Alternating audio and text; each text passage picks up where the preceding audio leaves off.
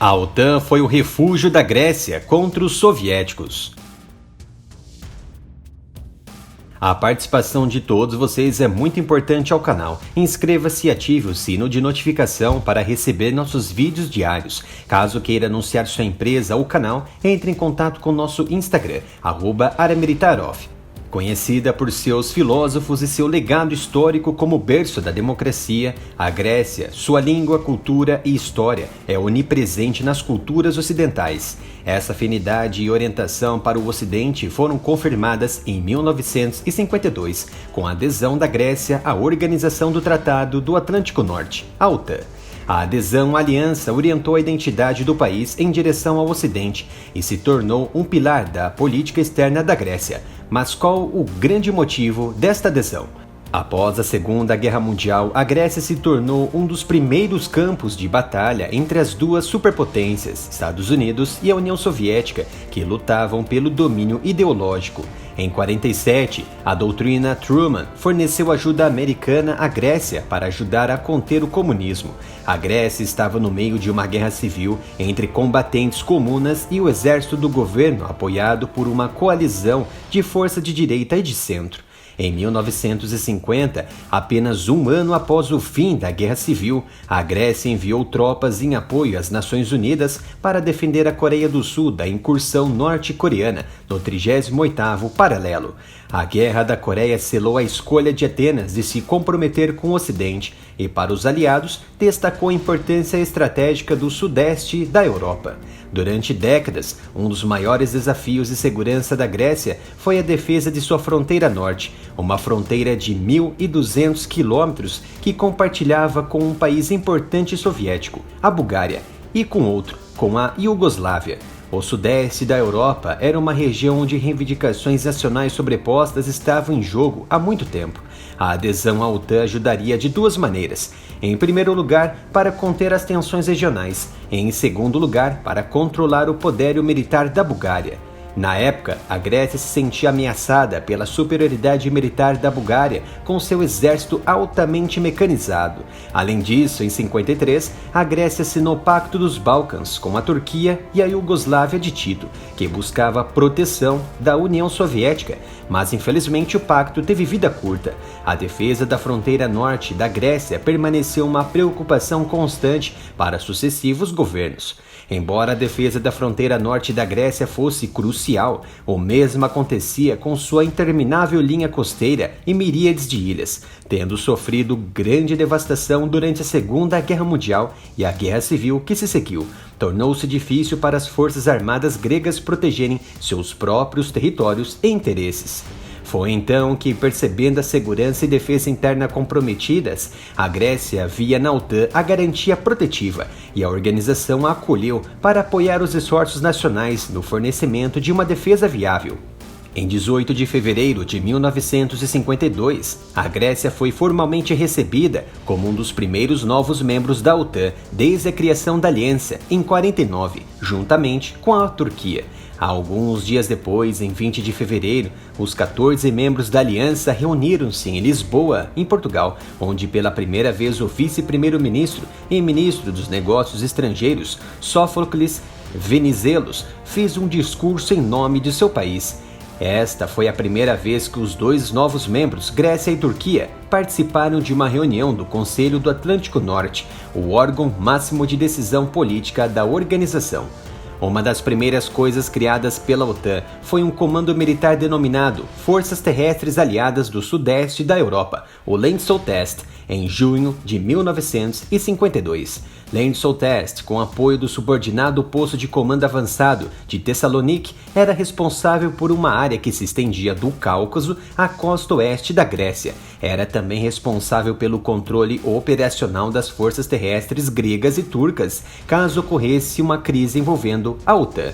As forças terrestres tinham sede em Izmir e eram comandadas por um americano com o apoio de 2 deputados, um da Grécia e um da Turquia. O exército helênico era grande e bem treinado. Para ser sustentada, a Grécia inicialmente recebeu apoio dos Estados Unidos por meio do Programa de Assistência de Defesa Mútua. A manutenção dos níveis de gastos com a defesa após anos de guerra teve que ser equilibrada com o desenvolvimento econômico do país, que enfrentou desafios adicionais, como grandes terremotos, aos quais os fundos nacionais foram dedicados como prioridade. Enquanto alguns soldados treinavam, outros ajudaram a reconstruir milhares de casas, escolas e prédios públicos em áreas afetadas. Com as crescentes ameaças soviéticas que atingiram a Península Coreana e mais à frente geraria questões terríveis no Vietnã, o Ocidente precisava frear a onda armamentista vermelha e geradora de fome. Em 1953, Atenas e Washington assinaram um acordo bilateral para a instalação de bases americanas em território grego. Para a Grécia, a ameaça do norte era real, e às vezes parecia que a barreira contra a Bulgária era a mera tática de arame farpado. Essas bases americanas eram uma garantia de segurança adicional contra um ataque.